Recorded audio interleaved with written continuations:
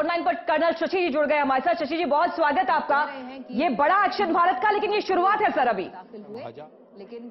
आप बिल्कुल ठीक बोल रहे हैं, ये शुरुआत है। ये हमने तो जवाबी कार्रवाई करी है, पहल तो उन्होंने करी है और उसके बाद हमारी जवाबी कार्रवाई अभी शुरुआत है।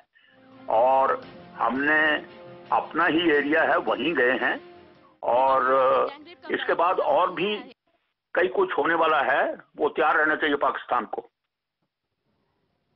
बिल्कुल सर, ये बड़ा संदेश है भारतीय सेना का कि अगर आतंक को आप पनाह देंगे और नकारेंगे तो इस तरह के हमले, इस तरह के एयर स्ट्राइक जो है वो लगातार बढ़ेगी और आतंक को मुंह तोड़ जवाब दिया जाएगा।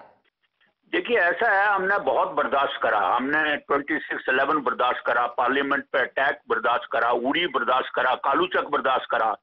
अभी तो सब लिमिट क्रॉस हो चुकी थी, तो हमने तो रिएक्ट करना था। और एक बार ये जब चले गए हम, एक बार कार्रवाई हो गई है, ये अभी ये प्रेसिडेंस बनेगा। जब भी वो कोई कार्रवाई करेंगे हम जवाबी इसी तरीके से जवाब देंगे और इससे ज्यादा फोर्स से जवाब देंगे।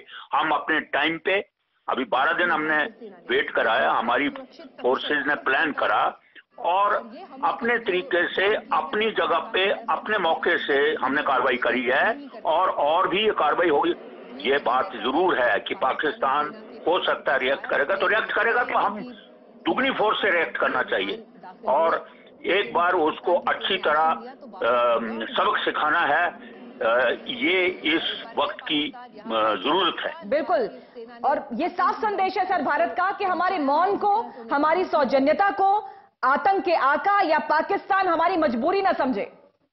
बिल्कुल ठीक, मैं तो बता चुका हूं कि कई बार हमने उनको मौका दिया है। अभी भी एक मैसेज आया था उनके प्राइम मिनिस्टर से कि शांति के लिए एक और मौका दिया जाए।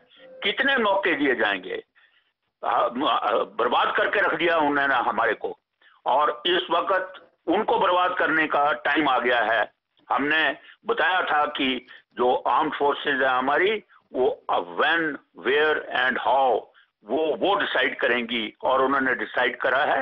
आगे भी ये कार्रवाई जारी रहेगी। सर, पाकिस्तान ये मान तो रहा है कि एयर स्ट्राइक हुई है, लेकिन उधर से ये स्टेटमेंट भी आ रही है कि लेकिन पाकिस्तानी सेना के भय से हमारे जो वायु सेना थे, विमान थे, वापस मुड़ गए गलत जगह पर स्ट्राइक करके। देखिए, पाकिस्तान ने कब माना है कि कसब को नहीं माना, उनका आदमी था वो नहीं माना। कारगिल में उनको मार पड़ी, उनके जो सोल्जर्स थे उनके जो डेड बॉडीज पड़ी नहीं, उन्होंने वो लेने से इनकार कर दिया। कब माना है उन्होंने कि मार पड़ी है उनको? ये तो उनका तरीका है बताने का। अब क्या बताएंगे कि वो जो टेररिस्ट कैंप हैं उन पे नुकसान पहुंचा, तो इसका मतलब मानेंगे कि टेररिस्ट कैंप थे? वो तो कभी नहीं मानेंगे। और सर्जिकल स्ट्राइक पे भी नहीं माने थे वो तो अभी भी नहीं मानेंगे। नहीं मानने जो कोई बात नहीं है, अच्छी बात है वो नहीं मानने की, इन्होंने कुछ नहीं करा, हम करके दिखाएंगे। सर, आपसे जरा समझना चाहेंगे, जहां पर ये एयर स्ट्राइक हुई है, तकरीबन 500 एकड़ का ये इलाका माना जा रहा है जहां पर ट्रेनिंग कैंप्स चल रहे थे, ये जरा इसके बारे में थोड़ा समझाएं कि कैसा एरिया है, किस तरह से यहां पर आतंकी फैक्ट्री चल रही थी। देखिए, ऐसा है कि जब सर्जिकल स्ट्राइक हुए थे तो लॉन्च पैड बिल्कुल LOC बॉर्डर के नजदीक थे। जब उनको मार पड़ी सर्जिकल स्ट्राइक में, तो उन्होंने ये जो है ये सेफ डिस्टेंस पे पीछे ले गए, ये सोच के कि यहां तक जो पैदल फौज है वो आके अटैक नहीं कर सकती है जैसे सर्जिकल स्ट्राइक है। तो इस इलाके में वो ले गए और ये वो सेफ इलाका समझते थे जहां की पैदल सेना वहां पहुंच के नहीं कर सकती। यहां सिर्फ मार जो है वो एयरफोर्स ही कर सकती थी। तो ये इलाका जो है वो POK का इलाका है, जो कि हमारा अपना कश्मीर है। तो हमने तो कोई अपना बॉर्डर नहीं क्रॉस कराया, हम अपने इलाके में उड़ान भरी हमने। और ये बड़ा क्लियर मैसेज गया है पूरे पाकिस्तान में और for rest of the countries की भाई वी मीन बिजनेस नाउ। काफी हो चुका, काफी तंग हो चुके हैं हम।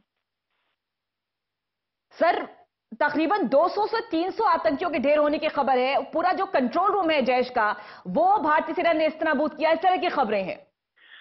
ठीक है, वो डिटेल आएंगी। अभी लग रहा है कि डिफेंस मिनिस्ट्री से कोई प्रेस कॉन्फ्रेंस होगी या कोई डिटेल आएगी, प्रेस नोट आएगा, उसमें पता लगेगा। और हो सकता है कि जैसे सर्जिकल स्ट्राइक हुआ था तब भी पूरी डिटेल नहीं दी गई थी। कुछ डिटेल्स दी जाएंगी और कुछ डिटेल्स शायद नहीं दी जाए सिक्योरिटी रीजन से, ताकि वो अगला जो कार्रवाई हो उसमें कोई बिल्कुल, लेकिन फिर भी इस कार्रवाई से हमारे हौसले बढ़े। शुक्रिया आपका कर्नल साहब जुड़ने के लिए।